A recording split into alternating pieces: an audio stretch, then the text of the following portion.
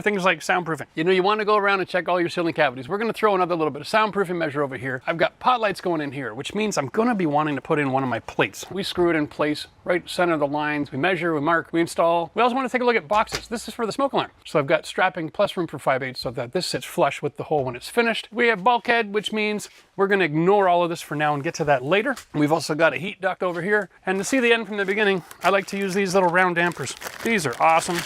They have little clips on them and they squeeze inside the pipe, and that allows you to control how much airflow comes in and out of your room just by opening or closing this. You can use that system to help balance the home. Once we're done with all of that, we want to consider cables. Do you have your Ethernet where you want it? You might want to bring in TV cables. You might even consider, hey, I'm going to mount a TV and put some 2x8 blocking on. Also, what about your window? Are you going to be getting power operated window blinds? You're going to need an 18-2 wire to the top right corner of your window area. Just think through the end from the beginning and the entire build. Drywall means closing. Closing means no more access. So just take a deep breath, and then once you've got all of those issues addressed, then it's ready to move forward to the first part of the drywall, which is the ceilings. We're going to address a couple of our issues, some insulation. So here's my plate.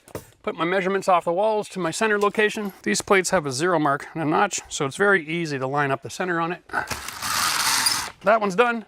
Matt's going to get the insulation in, and that'll be inside the bulkhead at that point, right? So we're going to be good. Now, I've got sewer, I got heat runs, I've got cold air returns. We're going to be dropping a huge box all the way down. So here's my heat run. Let me just pull this down a good chunk so it'll be nice and flush. I'm going to be using this product right here. It's called All Round. And basically, I'm going to be looping it up and over and then screwing it in place. I'm going to be tightening it back the other direction here.